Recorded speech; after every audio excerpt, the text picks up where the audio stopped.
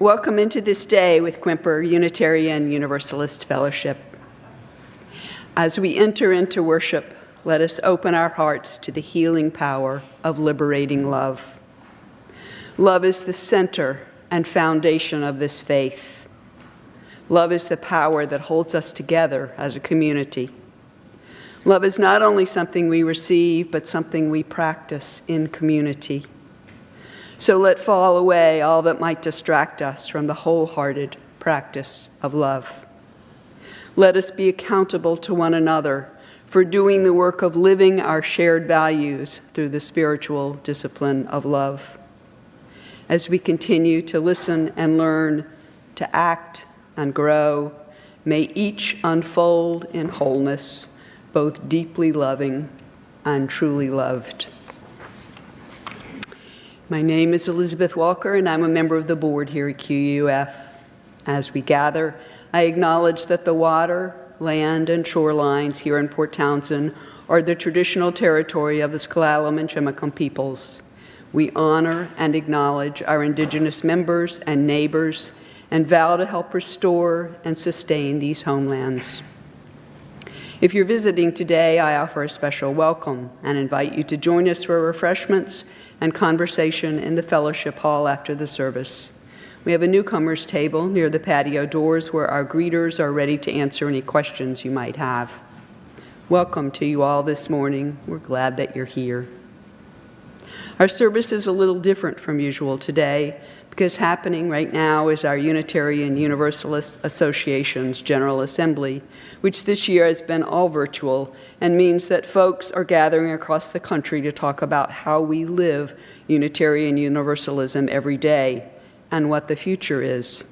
This morning we are streaming the General Assembly service. It's a wonderful look at the overall movement of our faith and the range in how people engage with it. It's also a powerful reminder that we are part of a much larger collective as UUs across the country all join in to watch together this morning. We now have an announcement from Kathy Stevenson, one of our delegates to General Assembly, to give us a report on what's been happening there.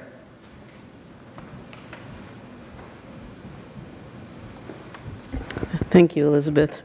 Yes, 8 of us have been attending GA since Wednesday, General Assembly, and it's been an eye-opening and inspiring and very thoughtful few days. And this worship service is really wonderful to be able to share it with everybody because I'm sure it will be powerful.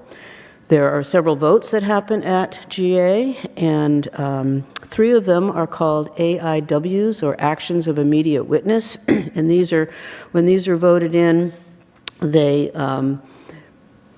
basically request the staff and volunteers to put energy into helping congregations live these actions of immediate witness. And they all were approved with a supermajority, 2/3 or more. One was called Solidarity with Palestinians. One was called Centering Love Amidst the Ongoing Impact of COVID-19. And if you saw our update, I had the links in, we have the links in there, but that one is actually wrong, so I'll fix that for next time. And the third one is titled World on Fire, Humanitarian Work and Climate Change. So all deep, deep UU values, and you'll see, encourage all of you to pay attention and step up to have some action on some of those.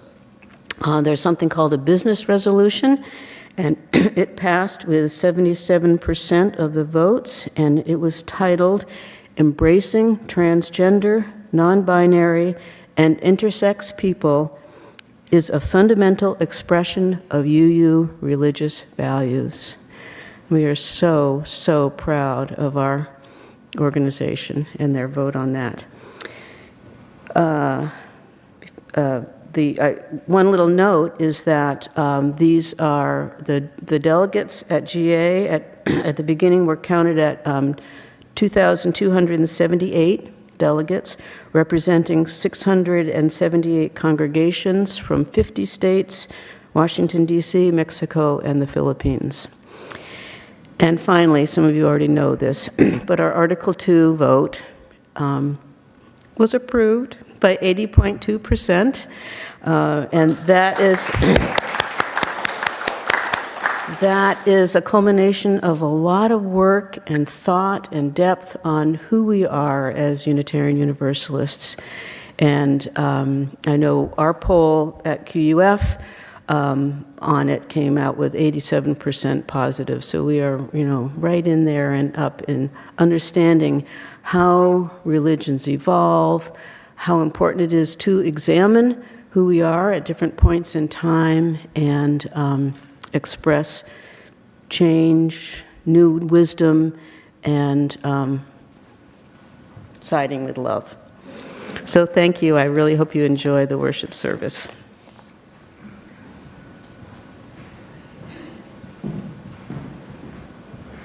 I want to add my thank you to those 8 people, our delegates who have spent the past 5 days sitting in front of their computer screens being committed UUs. Thank you. Let us settle our minds and calm our hearts as we enter this time together.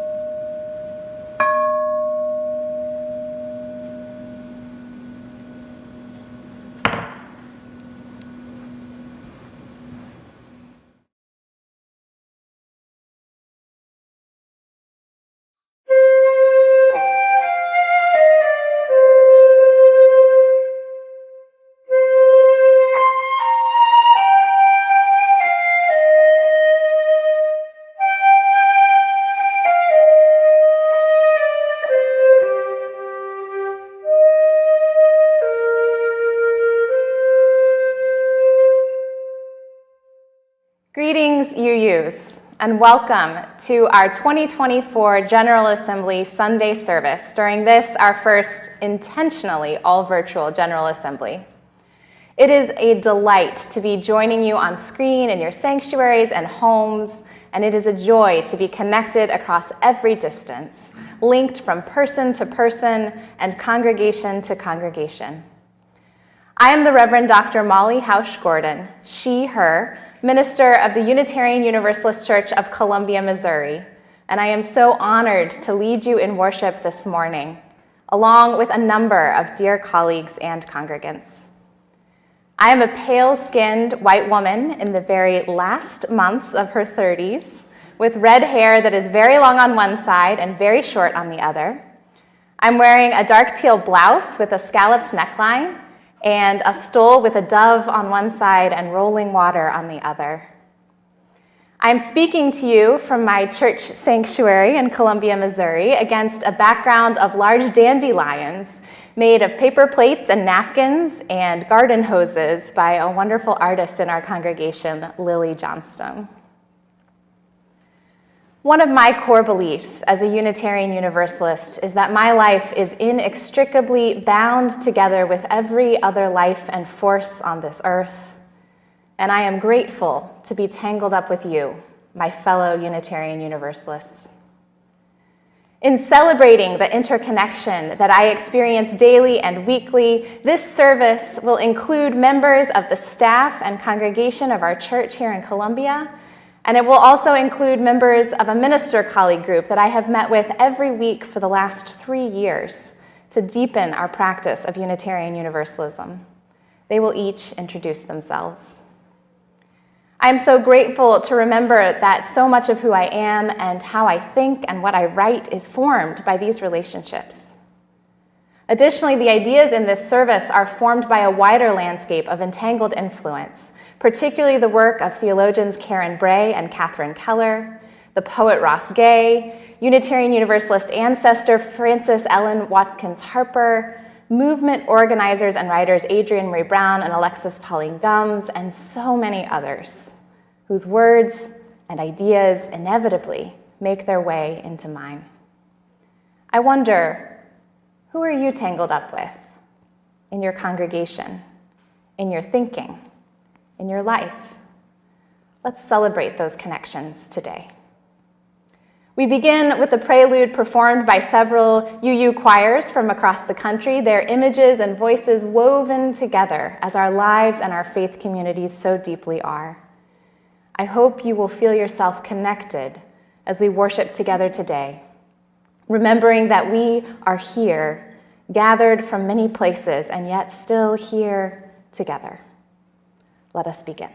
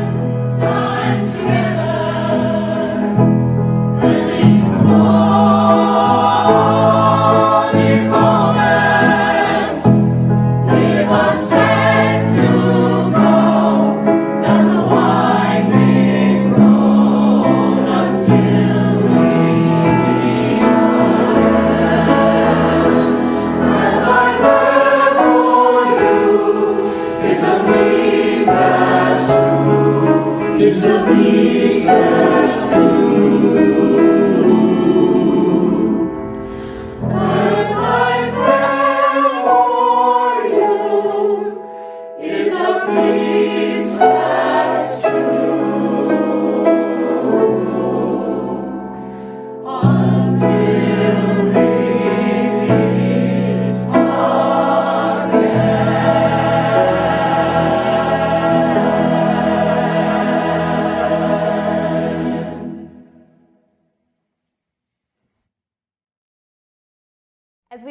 our worshiping community this morning, we offer greetings to all UUA congregations, to CUC congregations, to individual UUs tuning in across the country and world, and to global Unitarian Universalist communities who may be worshiping from so many places.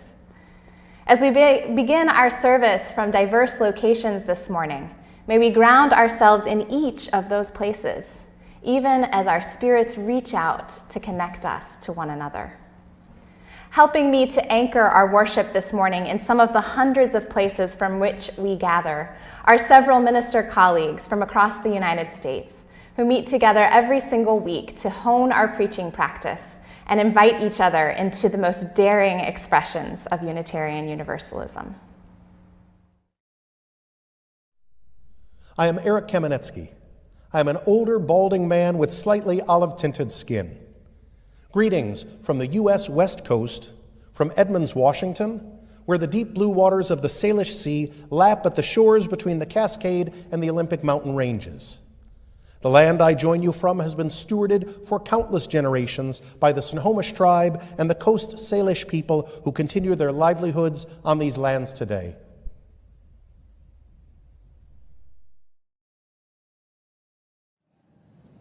I'm Reverend Sarah Oglesby Dunnigan, a short, middle-aged woman with graying red hair and freckles, wearing glasses.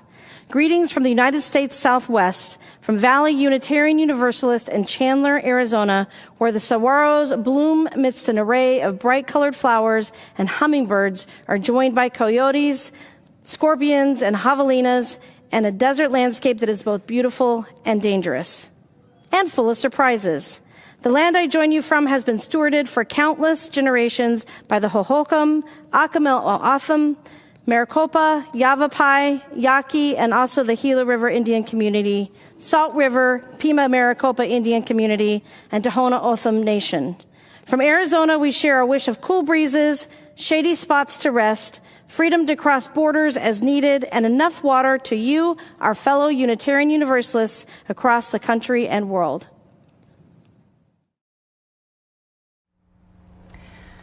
I am Molly Hausch-Gordon, a white woman with red hair in an asymmetrical style. Greetings from the U.S. Midwest, from Columbia, Missouri, where the waving grasses of the prairie are deeply rooted, where the big muddy Missouri River makes its leisurely way eastward toward the end of its journey to the Mississippi, and where the rolling foothills of the Ozark Mountains shelter vast caverns and abundant life. The land I join you from has been stewarded for countless generations by the Osage, Peoria, Kikapwa, Oceti-Sakowin, and Kaskaskia peoples.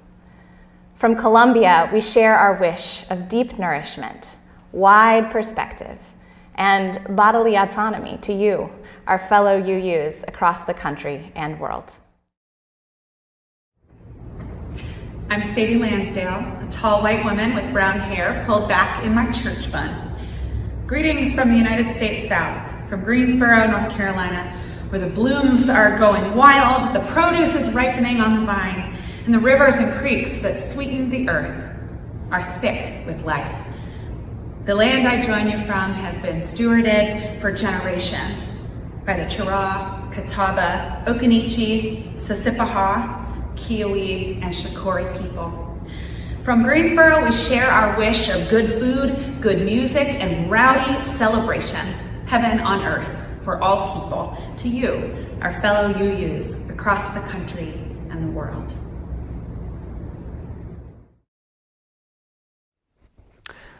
I am Aaron Stockwell-Wiseman, a tallish white man with short blonde hair and a beard. I am wearing a blue ministerial robe and a rainbow stole, and I use glasses. Greetings from the United States East Coast, from Framingham, Massachusetts, in the Charles River watershed. We learn about the seasons as the vernal pools fill with water in the spring. They're the home to yellow-spotted salamanders and fairy shrimp. We learn about the seasons too with the vermilion and golden leaves of autumn and the chattering of those bare branches during stick season. The land I join you from has been stewarded for countless generations by the Massachusetts, Agawam, Nipmuc, and Pawtucket peoples. From Framingham, Massachusetts, we share our wish of changing seasons and flourishing life to you, our fellow Unitarian Universalists across the country and world.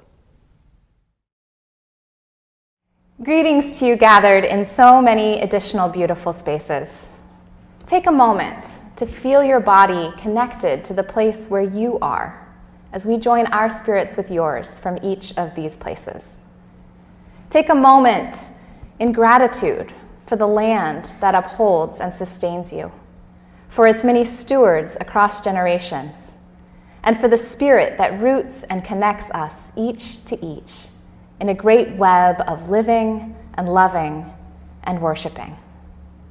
Come, let us gather.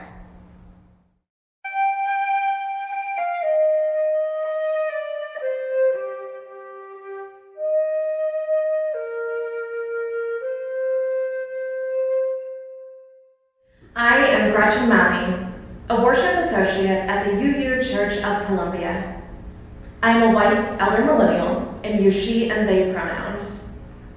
I have short blue-streaked brown hair, am wearing a black blazer over a blue and black abstract patterned blouse, am holding a blue blind cane, and I am joined by members of our congregation to light our chalice, the symbol of our faith in the cup of community that holds us tenderly, and the bright flame of spirit that connects us inextricably. Our chalice is made of hammered metal, with a round base, a platform holding a candle, and two circles arching their way around the flame.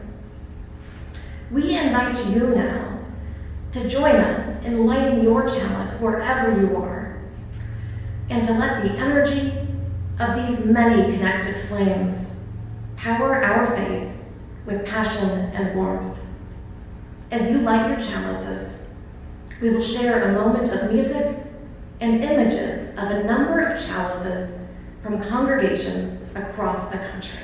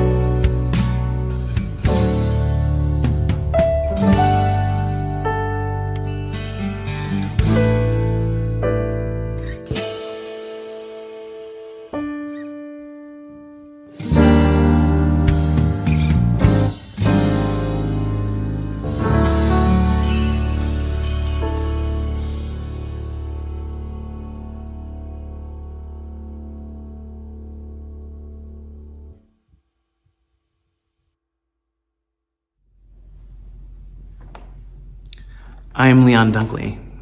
I am an African-American man with dreadlocks and an increasingly graying beard. I am wearing a stole that honors the members of North Universalist Chapel Society, or North Chapel, in Woodstock, Vermont, which is the church and the community that I lovingly serve.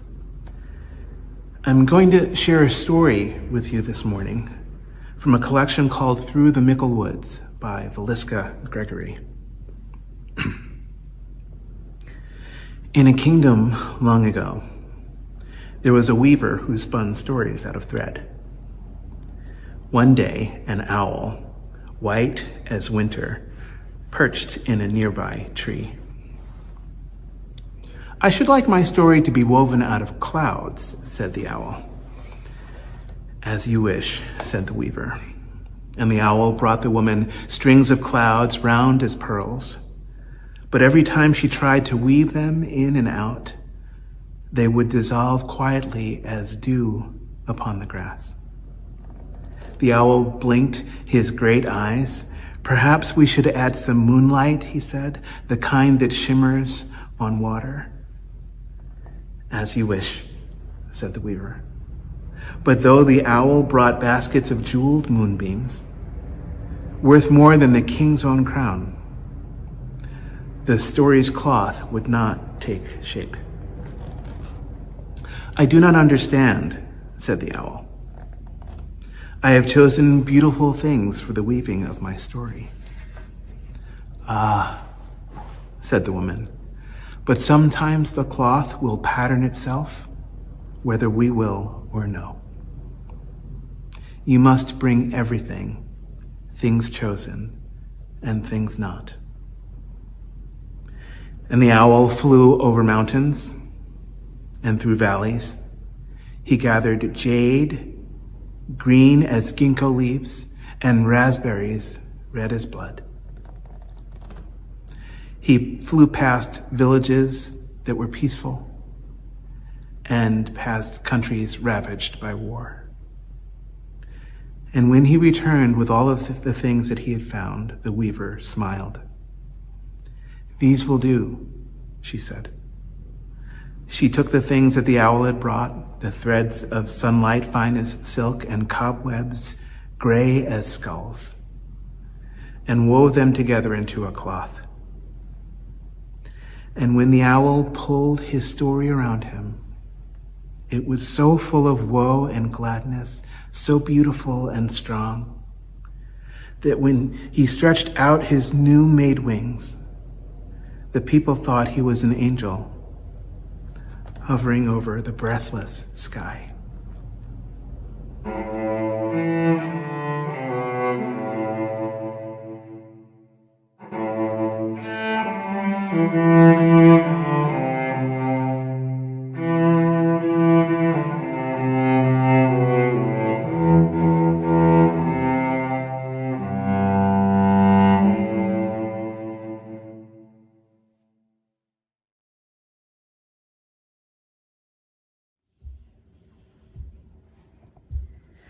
We are weaving our lives. We are weaving our hearts and our minds. We are weaving the bright and dark threads of our journeys through. We are weaving our lives. We are weaving our lives.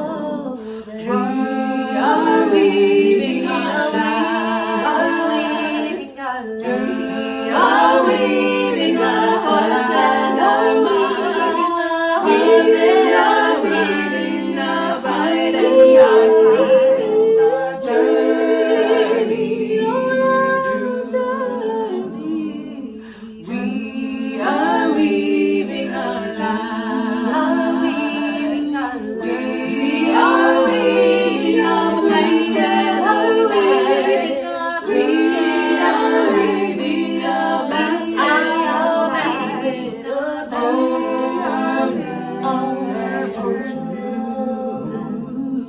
All that's true. All that's true.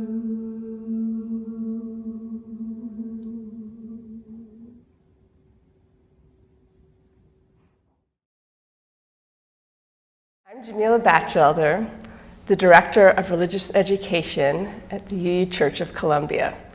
I'm a 46-year-old white woman with lots of wavy dark blonde hair, and I am wearing a Art Nouveau print wrap dress in shades of turquoise, aqua, black, and gray. My name is Violet Vonnerhaar. I'm the Director of Music Ministry here at the UU Church of Columbia. I'm a 30-something white woman with short, blondish, brownish hair, wearing gold glasses, and also got an Art Nouveau style handkerchief I'm wearing with a white shirt. And together we are going to lead you in a moment of centering, as we do each week here in our congregation. I'd like to invite you to find a comfortable position for your body. Feel your contact with the seat or with the ground. And take a moment to bring your attention to the steady rhythm of your breath, in and out. For a moment, finding your center.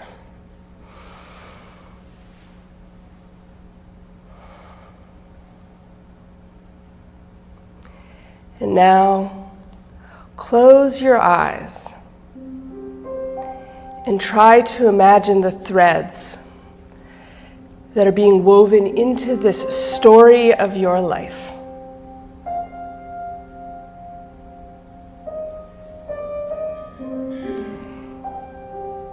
Each experience, each feeling, each love and sorrow, its own thread.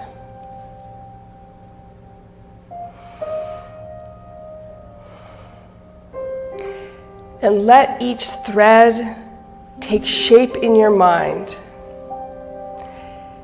as color or texture or sensation, until it becomes almost tangible,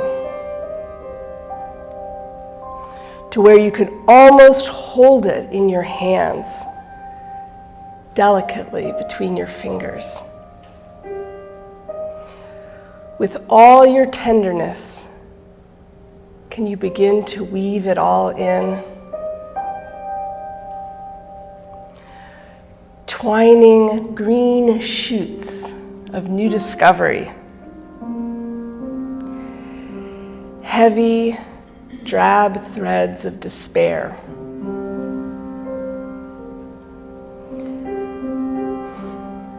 The sparkling sunlight of unexpected joy. The red, hot threads of anguish. The strong and supple threads of deep friendship. The endless threads of grief that weave themselves in again and again throughout the fabric,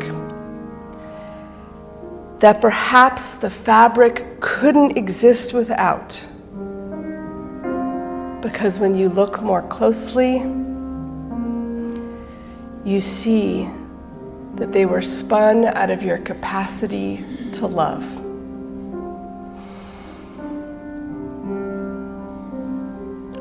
What is weaving itself into your story?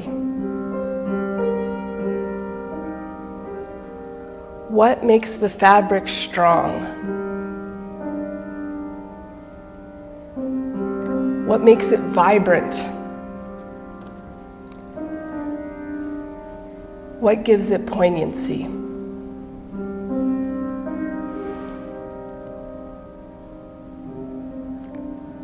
And now, bring your attention to the edge of the fabric that you are weaving. And see, it does not end there. Each fabric neat and tidy and separate. Open your mind, your heart, your spirit to threads being woven from 100, 1,000, from countless others, weaving into yours in colors and textures you could never have imagined. Sometimes weaving together roughly in complicated patterns, sometimes beautifully and seamlessly. Sometimes some of both. Can you hold the tenderness of their stories? The tenderness and care of this weaving together.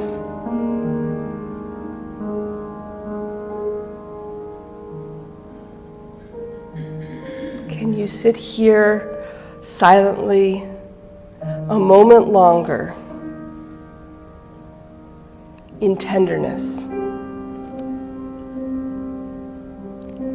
in love, in awe at this creation,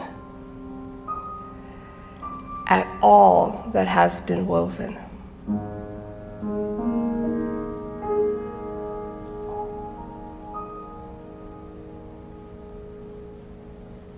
We are weaving our lives. Won't you sing with me?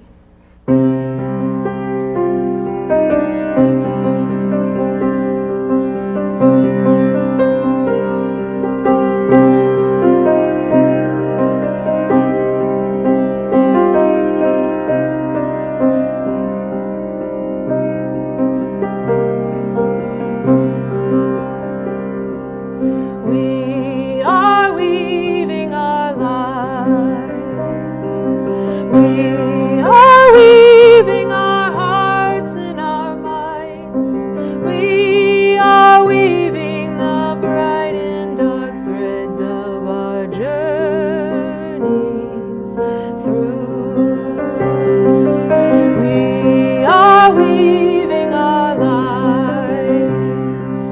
We are weaving a blanket of light. We are weaving a basket to hold all that's true.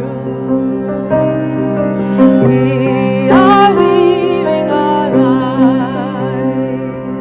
We are weaving our hearts and our minds.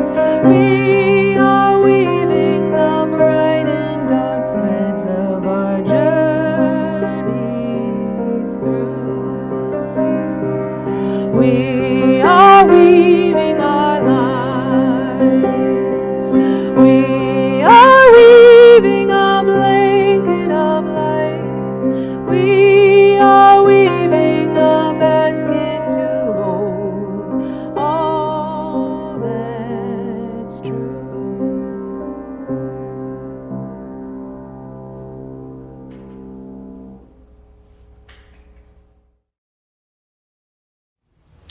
I am Joan Javier Duval. I am a cis woman in my 40s with black hair to my shoulders, brown eyes, and tannish skin, dressed in a black clerical robe with a colorful stole. Will you join me in the spirit of prayer or contemplation? Holy mystery, silent presence, uncertain bearer of the weight of it all. In these quiet moments, we tune in. We listen for and seek out the maybe still breathing, perhaps still whispering, faintest sign of the universal good. We await wisdom between the cacophony of distractions pulling us towards untruth and falsehood.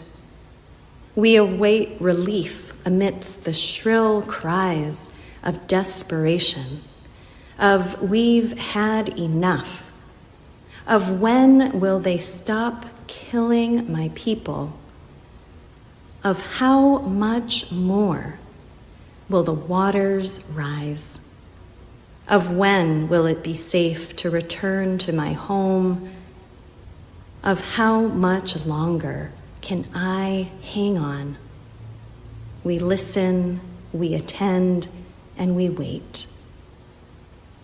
Through the tumult of these days, we seek assurance. We seek the fulfillment of a promise made to ourselves, a promise made to those we have been stretched to call neighbor, a promise written and enshrined and yet unfulfilled. Help us, abiding mystery, to hang on, to hold on when all is in question, when all is in doubt. Help us to stay firm to our own commitments and our own promises. Lead us back into connection, back into the bonds of humanity that help us to know each other as beloved.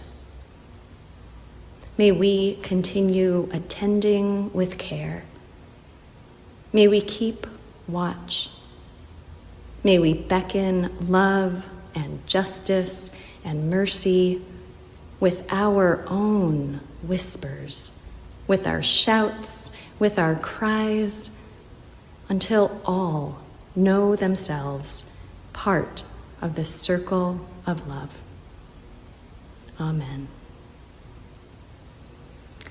And we continue now with several minutes of contemplative music and images of candles on the screen.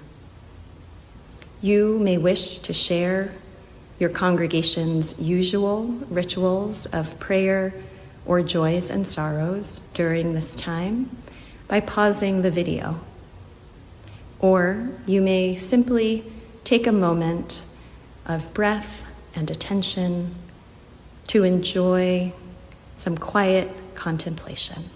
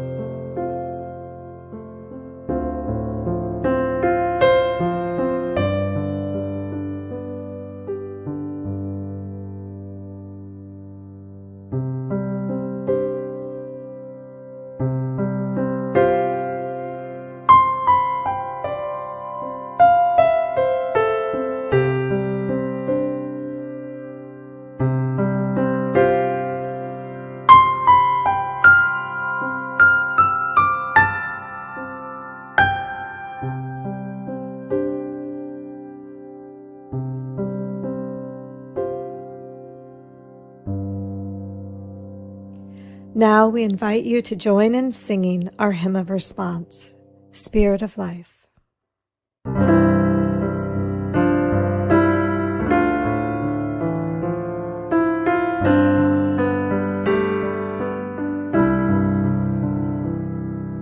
Spirit of life, come unto me. Sing in my heart all the stirrings of compassion. Blow in the wind, rise in the sea, move in the hand, giving life the shape of justice, moves every house, brings setting free. Spirit of life, come to me, come to me.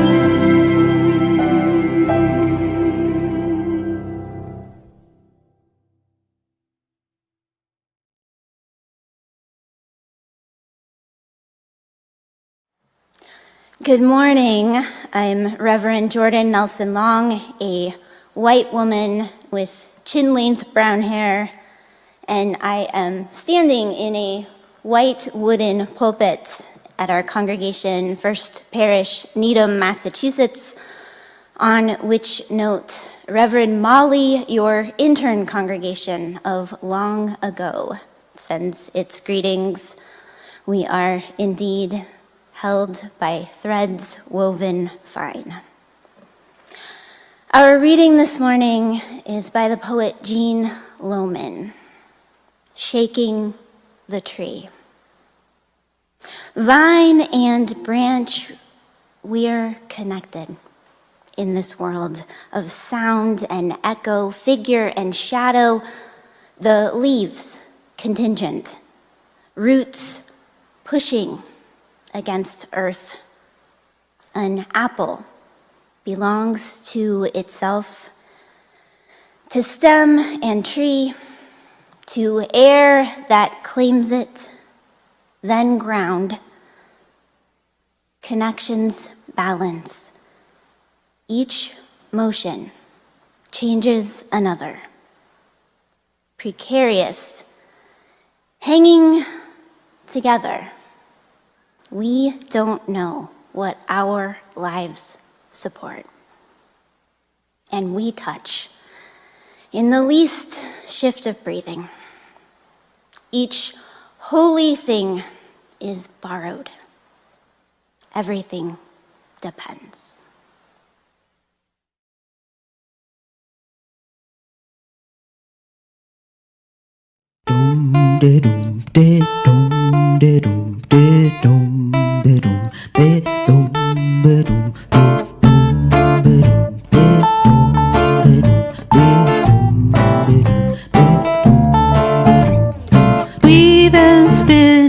Weave and spin. This is how our work begins. Mend and heal, mend and heal. Take the dream and make it real.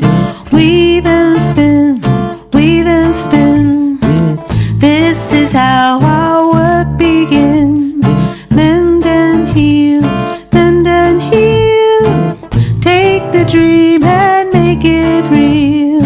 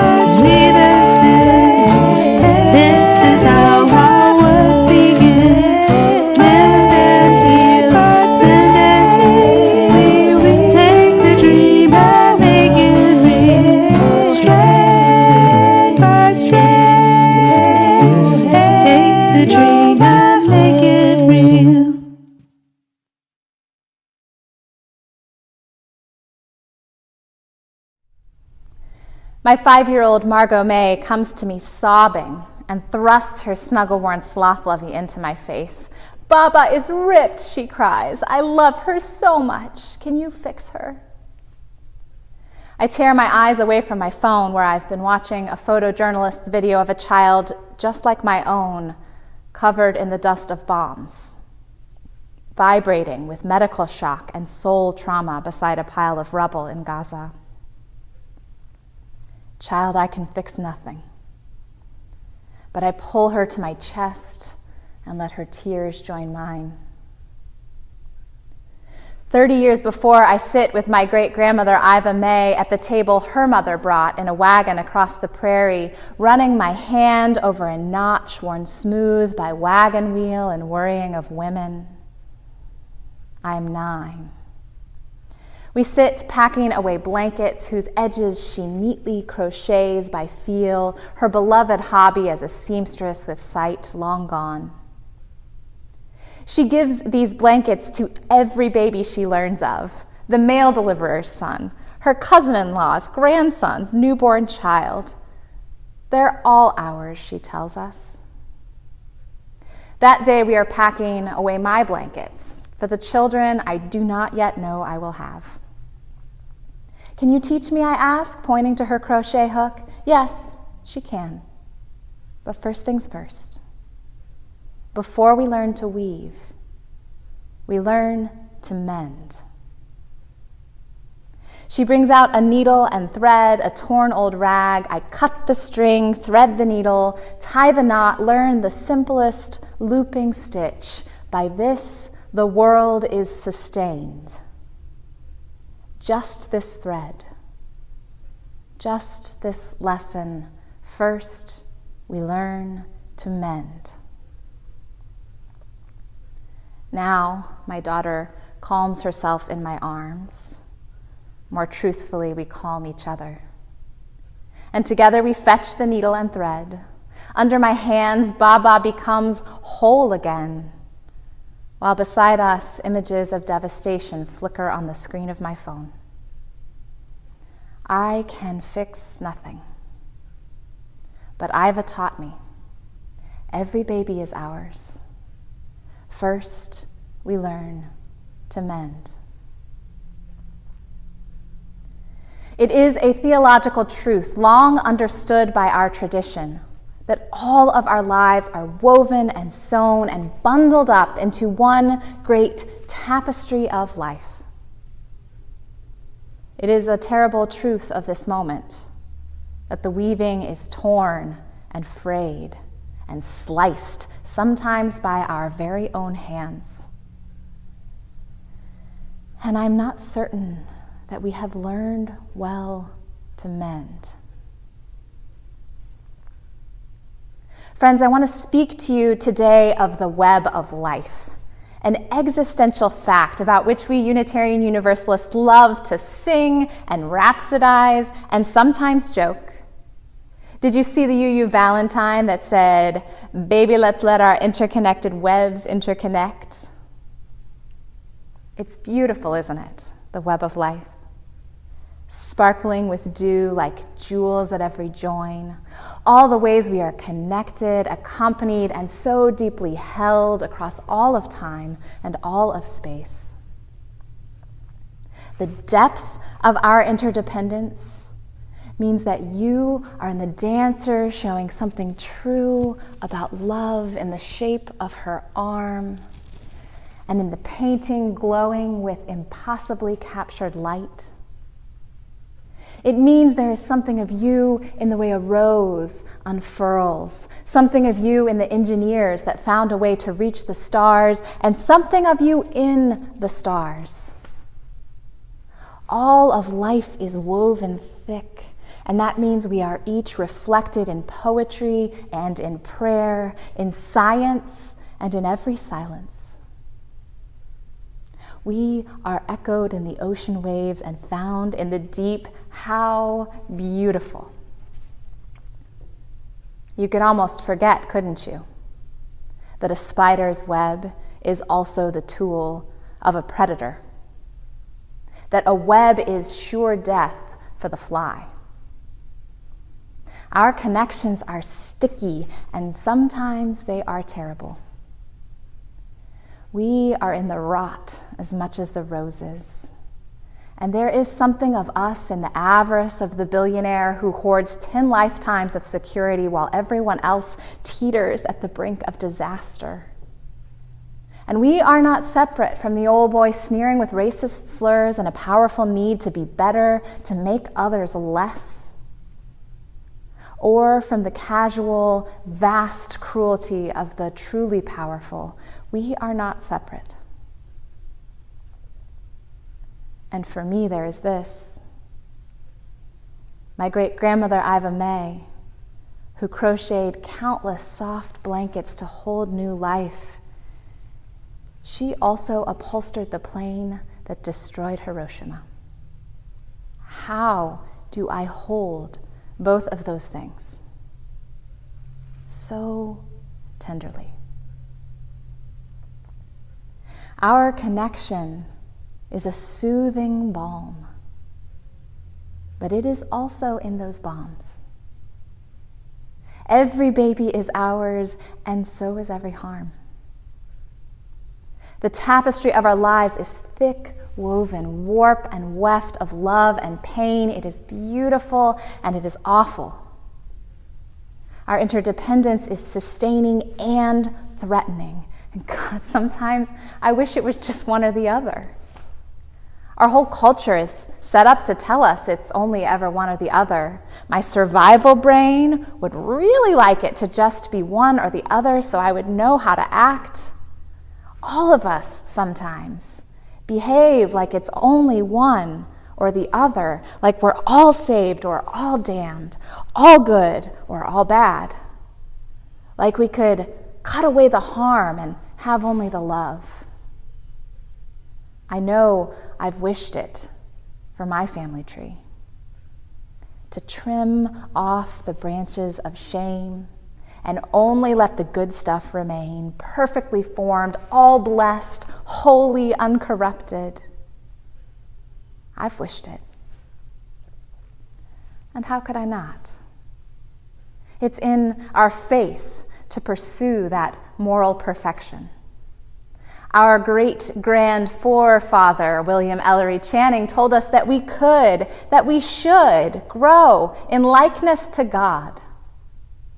Really, that was the Unitarian good news, that we could grow in likeness to God, could become less messy, more divine, leave bad behind for good, make our way up the shining hill, no mistakes. But hills keep rolling on, high to low, and messing up is how we grow, and growing never ends. And no matter the language you use for the ultimate, perhaps you've been left with just that likeness, just that purity, just that choice, perfection or damnation. And are you just exhausted from the climb? Because maybe you're afraid that they're onto you. Your congregation, your friends, your colleagues, or your people, that they know you haven't got it all right yet. That there's still some greed in you, or some confusion and lots of fear. Maybe you're afraid that you haven't got it all right yet, and that makes you all wrong. And maybe you've even tried to slice yourself out of the web sometimes, because nobody told you that you could just keep growing, because nobody ever taught you how to mend. And even when we do feel like we're getting it mostly right, it hurts sometimes to be so tangled up, to be present to all that beauty and all that pain at once, to hold your sparkle-eyed child and her precious stuffed sloth in your lap while another child is covered in the dull dust of bombs, and yet another is dead in her mother's weeping arms. It aches to be so tangled up. No wonder the weaving is frayed. No wonder it is sometimes torn. It aches to be so tangled up, and it is dangerous sometimes. When everything depends, one misfortune can send it all tumbling to disaster. Surely COVID taught us the danger of our beautiful, tight-woven connections, that we ignore them at our peril, and that even when we manage to attend to them well, tragedy may still unfold. Tangled up in the web of life, so much depends upon forces over which we have no control, forces we may never even witness or understand. We are at each other's mercy, and not all of us are merciful. The poet Jean Lohman writes, "Precarious, hanging together, we don't know what our lives support, and we touch in the least shift of breathing. Each holy thing is borrowed, everything depends." Our interdependence sustains us, and because it sustains us, it also makes us so vulnerable to one another. There is no outright safety to be had in the web of life. There never was. It is dangerous to be so tangled up, and it aches. No wonder the weaving is frayed. No wonder it is sometimes torn. And the call of our faith is to respond to these tangled realities all at once. The sustenance and the danger, the holding and the teetering, the beauty and the pain. We really don't like to feel that second part. Sometimes we try to slash and hack away at the web to avoid that second part. Maybe if we could just cut ourselves away from that interdependence, we could be safe. Maybe alone on our own, it wouldn't ache. If I don't rely on you, I could be sure I was okay. And if I leave first, they can't kick me out. And if I distance myself from your mistakes, I won't get kicked out too. And I'll never have to reckon with the shame of things I used to do before I knew. So slash and hack and tug away. And the power hoarders and the supremacy systems and the forces of empire, well, they are standing by, sharpening their knives. They are whispering to us that we don't have to depend, and that the cost of our separation, well, it would only be the parts of us that hurt in the first place. All we have to do is cut out the warp of the weaving, slice away the pain and fears, cut out the anger and the longing. That doesn't sound like such a bad deal, does it? Until the weaving won't hold, because we aren't whole. Until it all begins to unravel and our humanity leaves us too. And the weft of joy that cannot stay without the warp of sorrow. And the weft of love that does not exist without the warp of loss. Our lives must have them all. And not just our lives, life on earth must have it all. Every strand, every warp and weft. Yes, it aches to be so tangled up. Yes, it is dangerous sometimes. And yes, empire is standing ready with a knife, inviting you to cut your way free of the web. Don't. You must stay. You must stay woven in. Everything depends on us all staying woven in, on us each learning to mend. Everything depends. And any separation we might win would be an illusion anyhow. Interdependence is beautiful and it is terrible, but more than that, it is. Our entanglement comes from living in a universe of bouncing atoms and growing life and exploding stars. We cannot escape it if we try, and we harm it when we try. We harm it when we try. So what if instead we hold on tighter to each other, and so embraced we learn to abide, to weave all of life whole, to reknit unjust entanglements into more just ones, to mend the places we've torn in our desperation to escape where the weaving's been worn? What if we turn back to each other and refuse to turn away, even when the bombs break our hearts, even when one more loss will unravel us?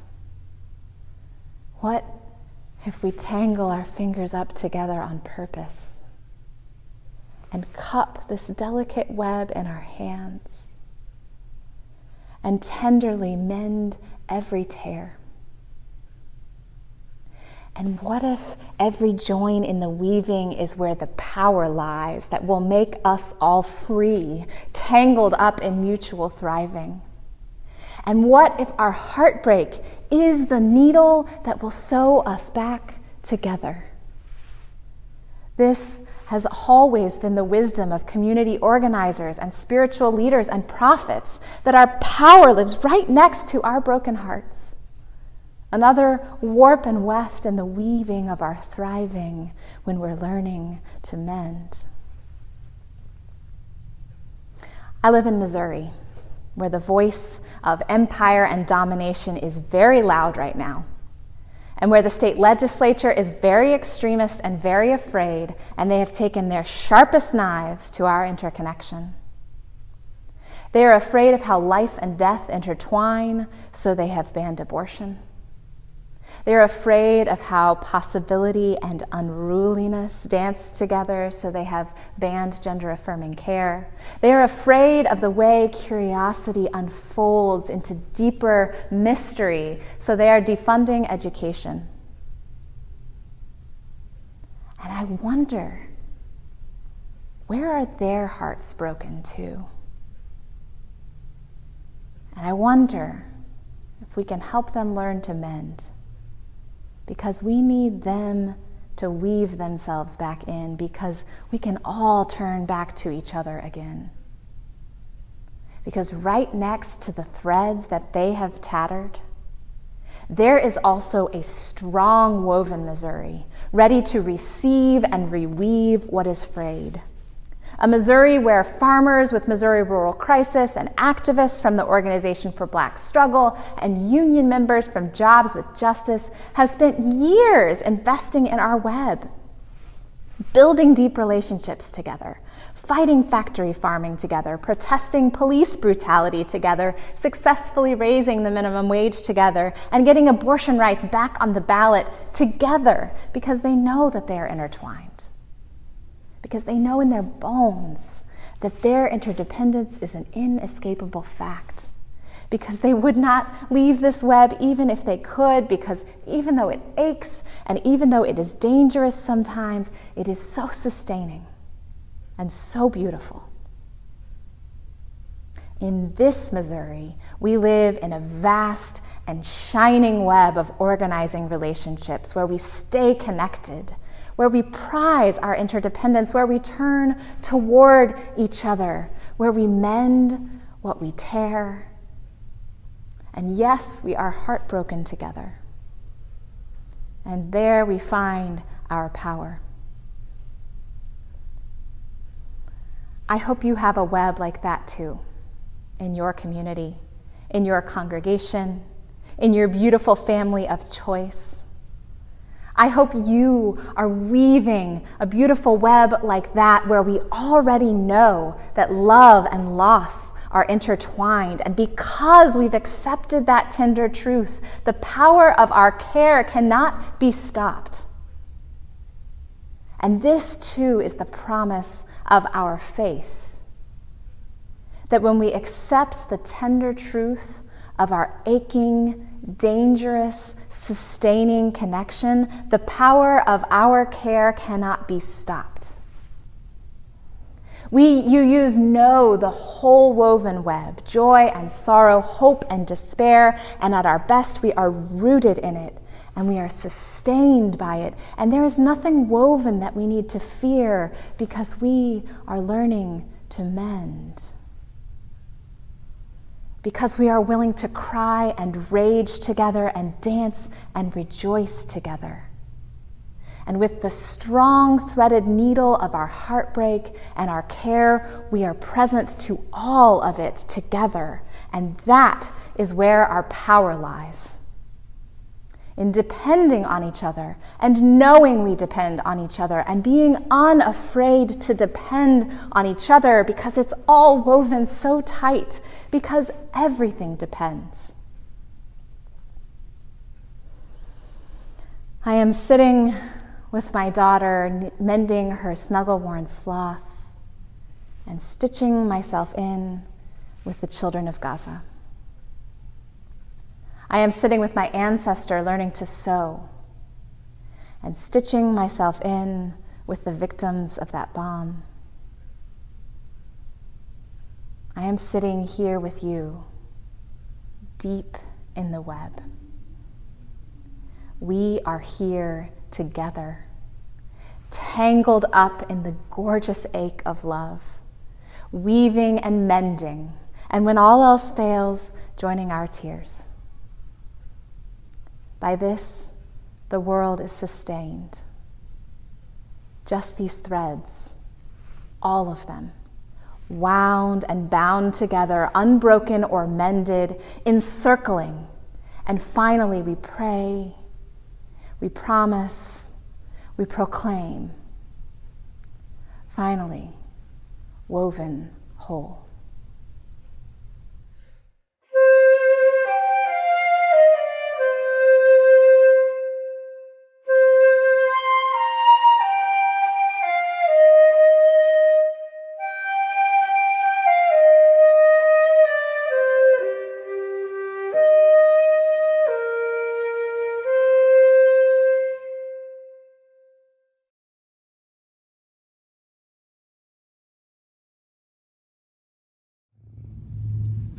We weave, we mend, and we keep the circle whole together.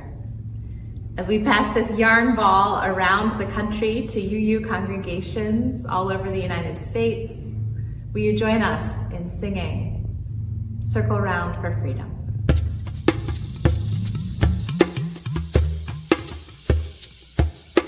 Circle round for freedom. Circle round for peace. For all of us imprisoned. Circle for release. Circle round for freedom. Circle round for peace. For all of us imprisoned.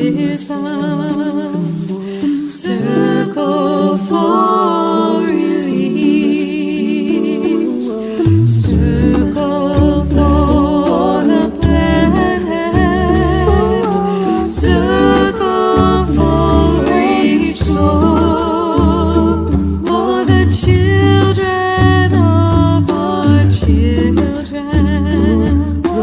Keep the circle whole.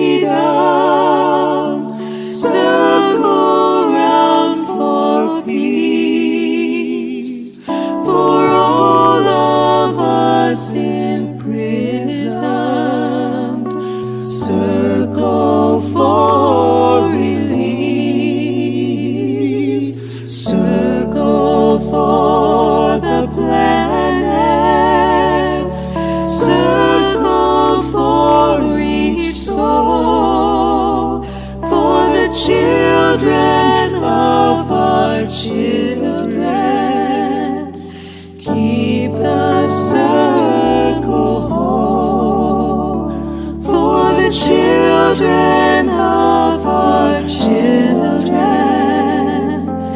Keep the circle whole.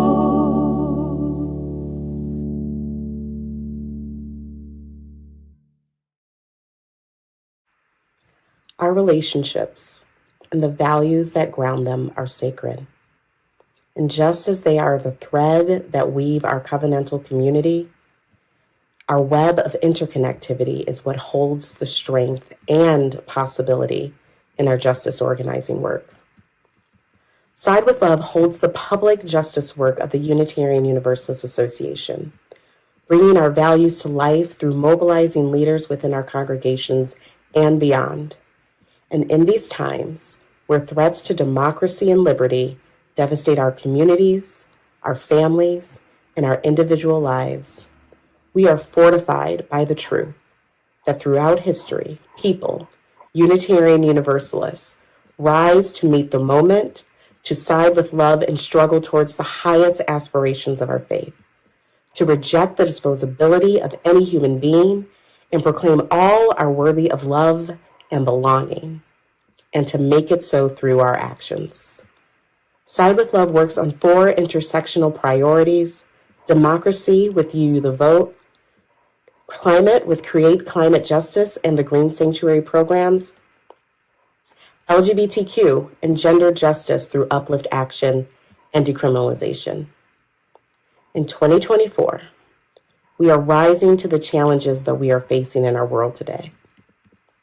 Launching the first ever faith-wide climate revival that will break down silos and springboard hundreds of congregations to usher in a new era, moving beyond extraction and into a wider climate justice movement. Supporting congregations with tools and trainings to equip us to take courageous and impactful action. We're building response networks across the country for trans people, students, and many folks targeted by state violence and legislative attacks. Side with Love calls on us to show up, to be bold, and to be a part of a moral majority that knows another world is possible. And we are taking action right now towards that future, especially in this consequential year with You, the Vote 2024. You, the Vote is anchored in the promise of democracy, to build an inclusive and accountable democracy that works for the many, not the few. It is grounded in the process of democracy that demands that we combat voter suppression, safeguard our elections by volunteering as poll workers, to protect abortion rights, and to show up to make sure every vote is counted. Our trainings equip us to be communities of action and care for the urgent work that will remain in the days and the years following the election.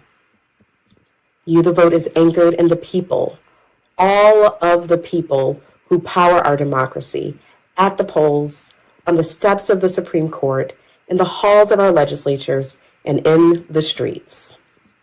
Today, under the leadership of democracy strategist Nora Rassman, we are already underway.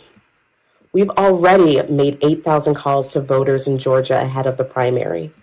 We mobilized congregations to action in Orlando, Sarasota, and Palm Beach to cross the finish line and add to the nearly 1 million petitions that got abortion protection on the ballot.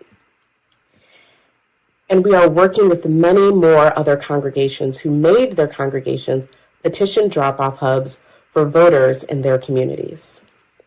In Arizona, we held mobilizations in Tucson, in Phoenix, to have values-based conversations with voters and train our communities to gather petition signatures. And it's only June. We can achieve so much more right now if we do it together. This is why we're working with UU state action networks in Pennsylvania, Wisconsin, and North Carolina, and many more, helping to bolster voter contact and add capacity so that they can build the election defense and safety teams to be responsive to the needs on the ground. Together with national partners like Power the Polls, we're filling in the gap of a major poll worker shortage that leaves the administration of our elections at risk.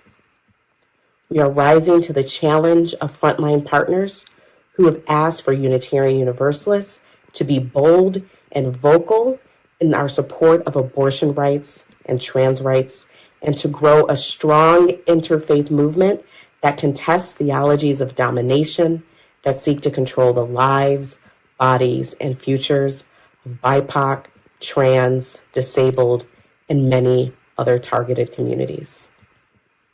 Side with Love is proud to organize thousands of Unitarian Universalists every year.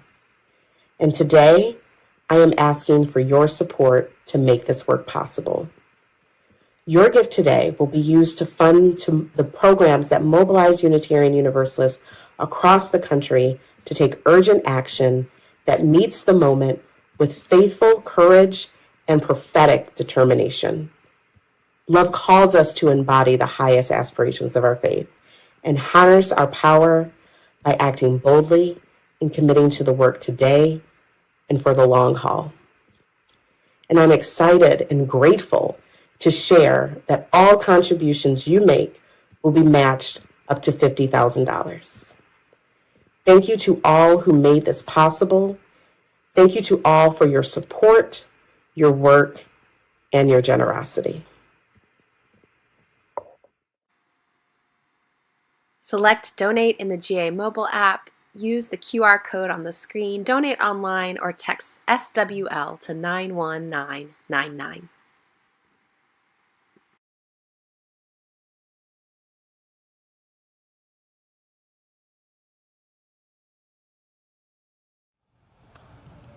My mama said to me, hold on, you gotta be wise, hold on. Momentary dreams can be gone. Water through your fingers you can't hold. Baby, hold on to the things that you love. Show me who it is you are. Never let that feeling go. Let it show. My mama said to me, stay on, no matter what they tell you, girl, save on. Everyone that seems alright has a soul that's hurting deep inside. So baby, hold on to the things that you love. Show me who it is you are. Never let that feeling go. Let it show. My mama said to me, hold on, you gotta be wise, hold on. Momentary dreams can be gone. Water through your fingers you can't hold. So hold on, hold on, hold on, hold on, hold on, hold on, hold on, hold on. My mama said to me, hold on, you gotta be wise, hold on. Momentary dreams can be gone. Water through your fingers you can't hold. So hold on, hold on, hold on, hold on,